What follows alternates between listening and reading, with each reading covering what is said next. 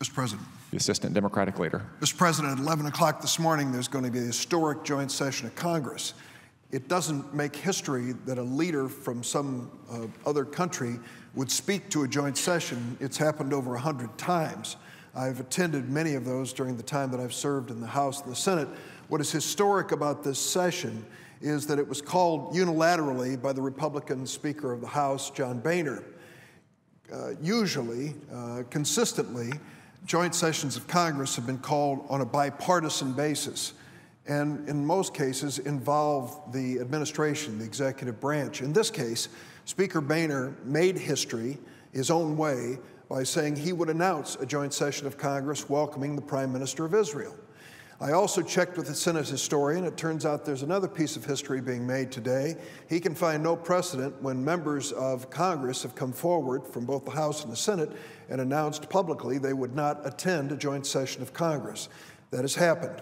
I might say that that's a personal, private decision by each member of Congress as to whether they wish to attend this joint session this morning.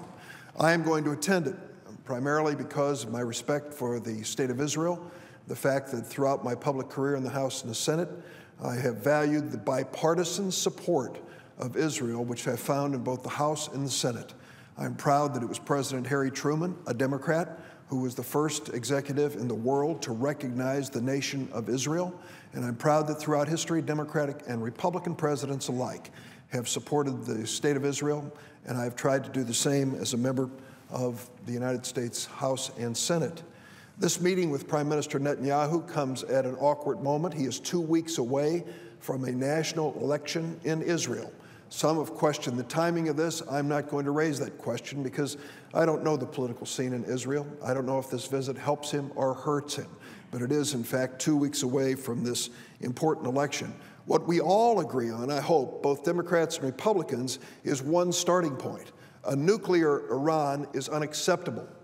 We have to do everything we can to stop that possibility because it would invite an arms race in the Middle East.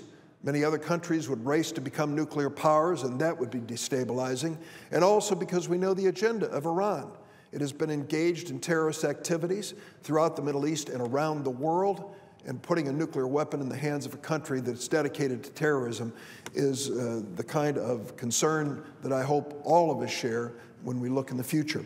So as Democrats and Republicans gather for the joint session, we are in common purpose to stop the development of a nuclear Iran. What troubles me greatly is the criticisms which I've heard on this floor and in the past week or two about the Obama administration and this issue.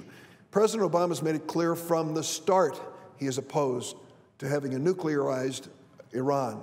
In fact, it was President Obama, using his power as president, who has really brought together the sanctions regime that is working to bring Iran to the negotiating table. He didn't do it alone. As one of my colleagues from South Carolina just noted, there were times when Congress wanted to push harder than the president. But we have to concede the obvious. Were it not for the president's dogged determination, we would not have this alliance, this coalition, imposing sanctions on Iran today that have made a difference and brought Iran to the negotiating table. Give President Obama credit for this. Whether it's Prime Minister Netanyahu or the Republicans who are generally critical of the president, at least acknowledge the obvious. The president made his position clear opposing a nuclear Iran and made it clear he would put his resources and energy into building a coalition to stop that possibility. Secondly, it is this president's leadership which has created the Iron Dome defense, the missile defense, which has protected Israel. That has been a very effective defense mechanism. I know as chairman of the Defense Appropriations Subcommittee that we have appropriated hundreds of millions of dollars for that protection. President Obama initiated, if not initiated, was an early supporter of this effort and has funded it throughout his presidency. And now it has kept Israel safe. I hope the Republicans and Prime Minister Netanyahu will give the administration credit for that effort to keep their nation safe. Let me also say about negotiations. Here's the reality. We have countries around the world joining us in a regime to impose sanctions on Iran, to bring Iran to the negotiating table, and they are there. The negotiations are at a delicate moment. literally weeks away from seeing whether we can move forward. I hope that they are successful. The President has said at best there's a 50-50 chance of success. It is just that challenging. But let's consider what the alternative will be if negotiations fail. First, if we can reach an agreement, we have to verify it. We can't take the word of Iran. We need to make certain that when they promise they will destroy certain equipment, they will not go forward in developing a nuclear weapon. We can verify that. Without verification, the agreement is worthless, and the President has said as much. Let's assume the worst case. Either the negotiations break down or the verification proves that Iran did not negotiate in good faith. What then is the alternative? Well, if the coalition that imposed the sanctions believes we made a good faith effort to bring Iran to a peaceful place and they failed, then we can continue the sanctions regime, put more pressure on them to move forward to a good solution. But if there's a feeling among our coalition that we have not negotiated in good faith, that we didn't make an honest effort to find common ground with Iran that avoids nuclearizing, we could lose this sanctions regime, and then it becomes next to impossible to put the pressure on Iran to make them change. What the President's trying to do is to achieve through negotiations a peaceful end to this global challenge.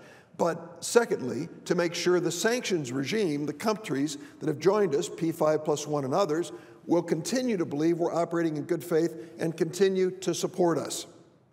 The alternative is to allow Iran to develop a nuclear weapon. That is unthinkable. If it starts to occur, there will be a military response, and it will be deadly. I don't know the scope or nature of it. There's no way to guess.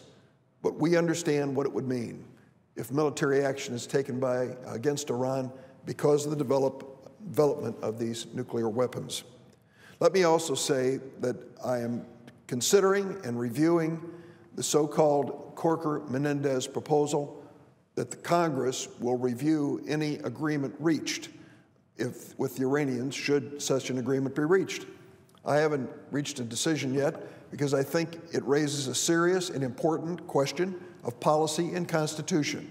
We know that if we're dealing with a treaty, that it's up to the Senate to step forward to approve such a treaty. But this is not a treaty. This is in the nature of an agreement. We've had nuclear arms agreements in the past that were not subject to congressional approval. We've had other agreements on the environment and other issues that were not subject to congressional approval. I need to look and review carefully whether the Corker-Menendez legislation that's been proposed is a reasonable assertion of congressional authority. I would also add that it's obvious, and I want to state it because it was raised as a question in the earlier comments, any congressionally imposed sanctions will require congressional action to suspend them. So ultimately, Congress has the last word on sanctions we have put into law. I don't think there's any question about that. Those sanctions imposed by the executive branch, the President may remove or change by executive order should he choose. But the congressional authority to continue sanctions or even propose new ones is not diminished by any agreement which is reached by the President.